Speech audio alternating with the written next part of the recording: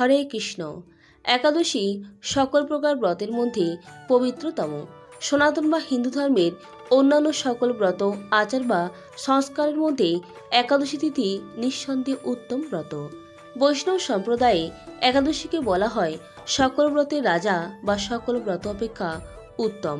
প্রতি 15 দিন পর পর একাদশী তিথি একবার আসে আমাদের পৃথিবীতে। আর এই পুণ্যলগ্নের মহেন্দ্রক্ষণে পুণ্যার্থীরা এই একাদশী ব্রত নিষ্ঠা সহকারে পালন করে শ্রীকৃষ্ণের চরণে নিজেকে সম্পূর্ণরূপে সঁপে দেন তার পাদপদ্মে ঠাঁই পাওয়ার জন্য। আর নিষ্ঠার সাথে একাদশী ব্রতের পালনকারীরা শ্রীকৃষ্ণের অপার আশীর্বাদ ও করুণা লাভ করে থাকেন। তাই মূলত ভগবান বিষ্ণুর কৃপাদৃষ্টি পাওয়ার জন্যই এই ব্রতের পালন করে থাকেন সকল ভক্তবৃন্দ। তাই বন্ধুরা, আজকের ভিডিওতে জেনে নেব একাদশী তিথি কবে পালিত হবে, পালনের সময়সীমা, একাদশী পালনের নিয়ম এবং এই একাদশী পালনে কি ফল লাভ হয়। প্রথমে জেনে নেব মাঘ মাসের শুক্লপক্ষের এই একাদশীর নাম কি, কবে পালিত হবে। মাঘ মাসের শুক্লপক্ষের একাদশী ভৈমী তথা জয়া একাদশী পালিত হবে 20 ফেব্রুয়ারি 2024 খ্রিস্টাব্দ মঙ্গলবার।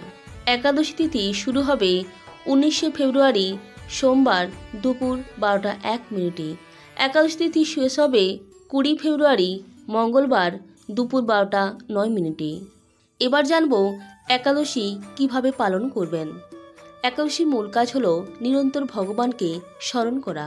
তাই আপনারা যে নিয়মে যে সময়ে পালন করুন না কেন, ভগবানকে ভক্তি ভরে স্মরণ করাই যেন আপনার মূল কাজ হয়। প্রথমত সমর্থপক্ষে দশমীতে একাহার, একাদশীতে নিরাহার ও দ্বাদশীতে একাহার করিবেন।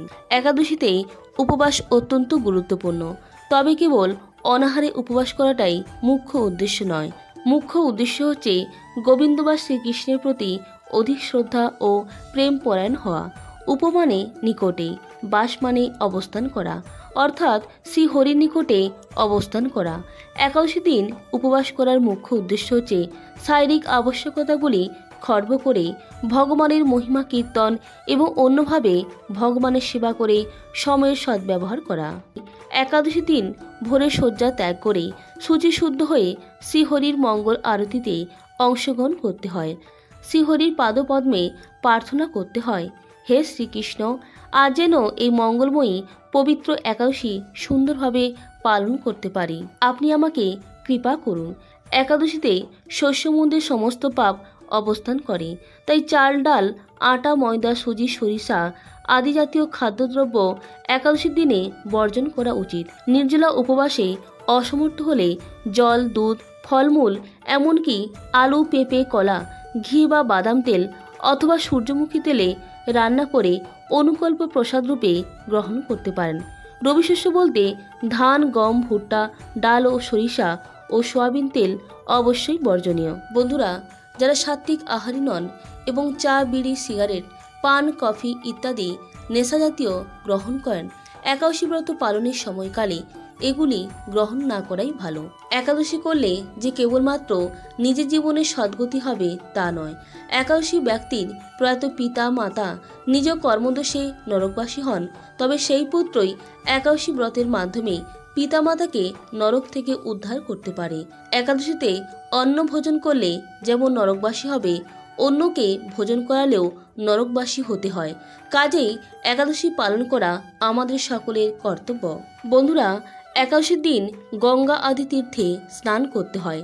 মন্দির মার্জন, শ্রীহরি পূজার্চনা, স্তব স্তুতি, গীতা ভাগবত পাঠ আলোচনায় বেশি করে সময় অতিবাহিত করতে হয়।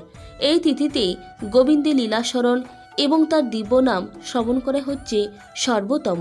একাদশীর দিন গায়ে তেল মাখা, সাবান মাখা, পরনিন্দা, পরচর্চা, মিথ্যা ভাষণ, ক্রোধ, দিবানিদ্রা, সাংসারিক আলাপাদি বর্জনীয়। এবার জানব একাদশীতে কি কি নিষিদ্ধ। প্রথমত, একাদশী ব্রতের আগের দিন রাত 12টার আগেই অন্নভোজন সম্পন্ন করে নিলে সর্বোত্তম। দ্বিতীয়ত, ঘুমানোর আগে দাঁত ব্রাশ করে দাঁত ও মুখগহ্বরে লেগে থাকা সব অন্ন পরিষ্কার করে নেওয়া সর্বোত্তম। সকালে উঠে শুধু মুখ কুলিয়ে স্নান করতে হয়। তৃতীয়ত, একাদশীতে সবজি কাটার সময় সতর্ক থাকতে হবে যেন কোথাও কেটে না যায়। একাদশীতে রক্তক্ষরণ বর্জনীয়। দাঁত ব্রাশ করার সময় অনেকে রক্তক্ষরণ হয়ে থাকে, তাই একাদশীর আগের দিন রাতে দাঁত ভালোভাবে ব্রাশ করে নেয় সর্বোত্তম। চতুর্থত, একাদশীতে চলমান একাদশীর মাহাত্ম্য ভগবত ভক্তের শ্রীমুখ হতে শ্রবণ অথবা সম্ভব না হলে নিজেই ভক্তি সহকারে পাঠ করতে হয়। পঞ্চমত, যারা একাদশীতে একাদশীর প্রসাদ রান্না করেন তাদের 5 ফোড়ন ব্যবহারে সতর্ক থাকা উচিত, কারণ 5 ফোড়নে সরিষার তৈল ও তিল থাকতে পারে, যা বর্জনীয়। ষষ্ঠত, সকল প্রকার ক্ষৌরকর্ম অর্থাৎ শেভ করা এবং চুল ও নখ কাটা নিষিদ্ধ। এবার জানব একাদশী তিথির পরদিন উপবাস ব্রত ভাঙার পর যে নিয়ম অর্থাৎ পারণ কিভাবে করবেন। পঞ্জিকাতে একাদশী পারণের যে নির্দিষ্ট সময় দেওয়া থাকে সেই সময়ের মধ্যে পঞ্চ রবিশস্য ভগবানকে নিবেদন করে প্রসাদ গ্রহণ করে পারণ করা একান্ত দরকার, নতুবা একাদশীর কোনো ফল লাভ হয় না। এবার জানব পশ্চিমবঙ্গের পালনের সময়সীমা। 21শে ফেব্রুয়ারি বুধবার সকাল 6টা 9 থেকে সকাল 9টা 56 পর্যন্ত।